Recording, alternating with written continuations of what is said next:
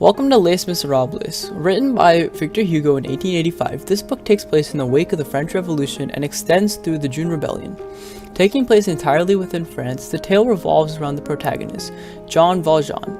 Throughout the book, we will see a recurring conflict within Jean Valjean, and this is his struggle for redemption and becoming a more humble, honest man. Nonetheless, the story begins in a pivotal beginning, where we find Jean Valjean wandering his way into Digne. And in this moment in time, Jean Valjean has just concluded his 19-year sentence in prison, and he has almost nothing with him. One of the themes that is relevant in this matter addresses the sentencing of Jean Valjean to prison. Before he was imprisoned, Jean Valjean lived with his sister's family, and they were all extremely impoverished. In order to feed the starving children and provide for the family, Jean Valjean is driven to the edge and has no choice but to steal bread to feed for them. For this act, he is sentenced 4 years in prison, and after failed escape attempts, this sentence is pushed up towards 19 years. This emphasizes the lack of human rights and one of the largest themes, degradation of human life by poverty. Jean Valjean is pushed to the edge, and we will see more examples of this later, and he is given no other option by society but to commit the crime. Moving on, Jean Valjean must carry a card with him that will forever identify him as a convict, all for stealing a measly loaf of bread for his starving family. Even in today's society, we find petty crimes such as these acts of stealing happen all the time. These people don't give themselves a choice when they are pushed to this edge. Their state of poverty is what does this.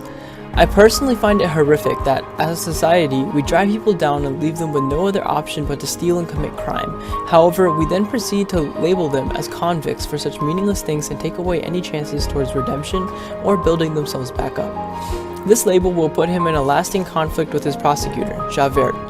All due to this insignificant crime, he will forever be thought of as an unredeemable criminal to Javert, and he will become a nuisance throughout the entirety of the book. Moving on, we have the turning point in the initial part of the book.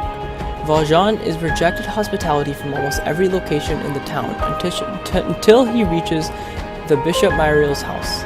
The bishop treats Valjean with great respect that he is not used to, by allowing him to sit next to him on the table and use the bishop's fancy silverware. As Myriel sleeps, Valjean, still confronted with the degradation of man by poverty, makes off with the bishop's silverware at night. He is soon caught by the police. However, Myriel tells the police that he gave him the silverware as a gift. It is in this moment in time that Valjean will promise to forever become an honest man, and his conflict begins. Maybe not to this extent, however, this scene is very relatable to a lot of people, myself included. We have all been caught in the act at some point in our life. Whether it has been something serious or small, it always serves as a humbling experience and a basis of learning. This is what Valjean experiences here, and even though we don't make a lifelong promise of honesty in this case, it is still quite relatable.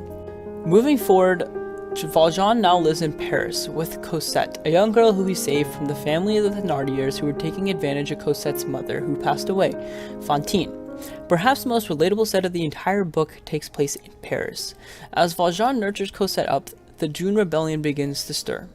The June Rebellion is filled with the students of France who convey the need to be expressed and represented in a government that is so consistent with today. In an age filled of protests and revolutions on a daily basis, this is incredibly relatable.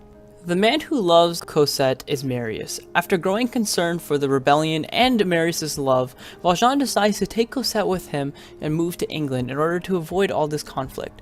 However, Marius's great loss and his perception of Cosette no longer loving him is what leads him to join the revolution. Soon later, Valjean will return to the revolution and begin to participate. Even after the revolution ends, Valjean will still be impacted by the degradation of man by poverty. The lasting label of being a convict ultimately leads to a devastating decision by Javert, and changes his relationship with Cosette, the only one who had ever loved forever. This incredibly written book toys with emotions and touches on enormous topics that are still prevalent today, and for this reason, it is a must-read.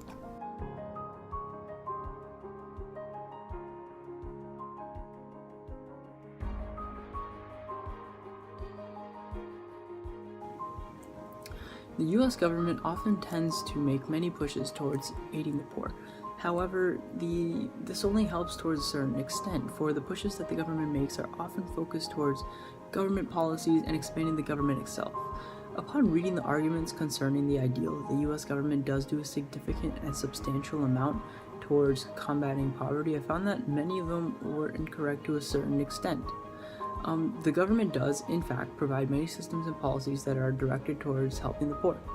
For example, one source listed that some of the systems to aid impoverished people include federal unemployment insurance, Medicare and federal welfare programs, food stamps, and raising minimum wages.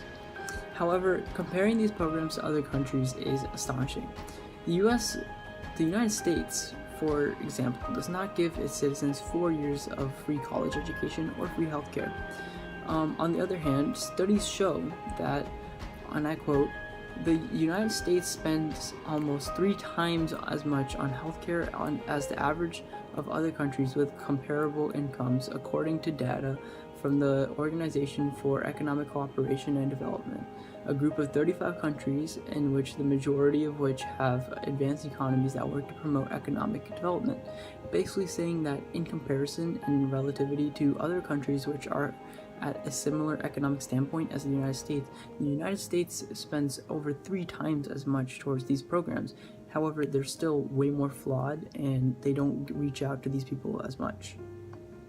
Taking this into account, it is ridiculous that the United States does not have stronger programs in these areas.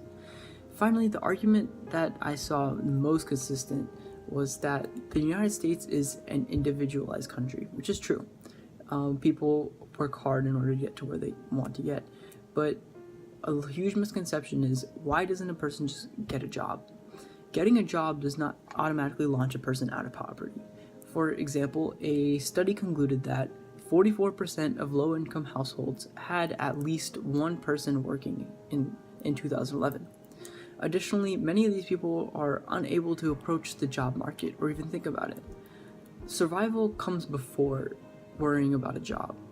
So when a person is sitting there thinking about their next meal, how they're going to care for themselves, where they're going to sleep, and all this, it makes it difficult to focus upon applying to a job and finding a place to work and then committing to that on a daily basis and having to build up money and providing for yourself.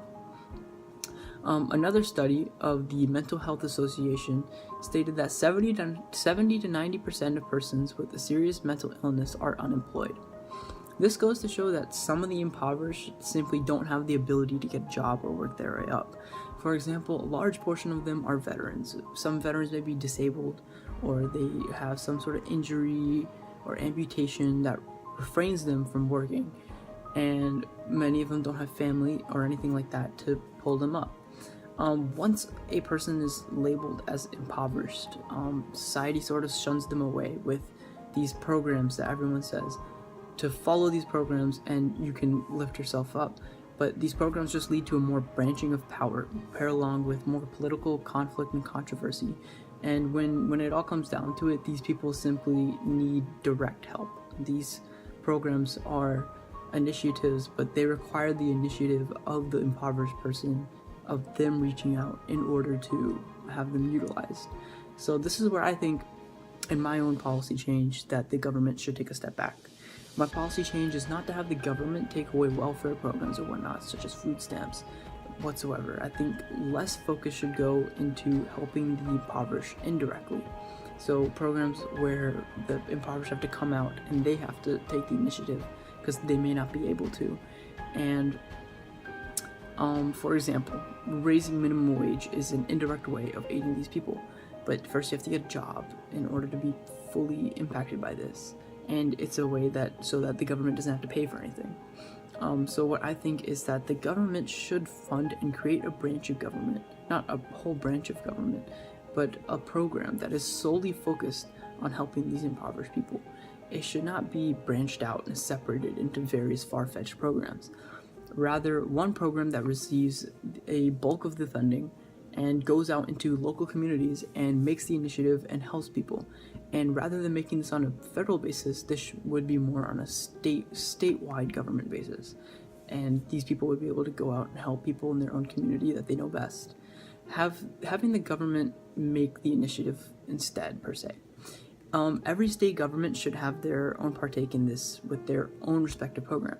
This could also create jobs in the sense of the government workers, and these impoverished people could even begin to lift themselves off the ground by helping others. So once they sort of reach a certain foundation, they can work in this program to help others that they understand and they know where they are and how that works and what other people feel. A more focused, localized, driven solution is needed towards this issue, which is why the US government does have intentions of helping the poor, but their nature of expanding government and raising political discontinuities have not been as effective.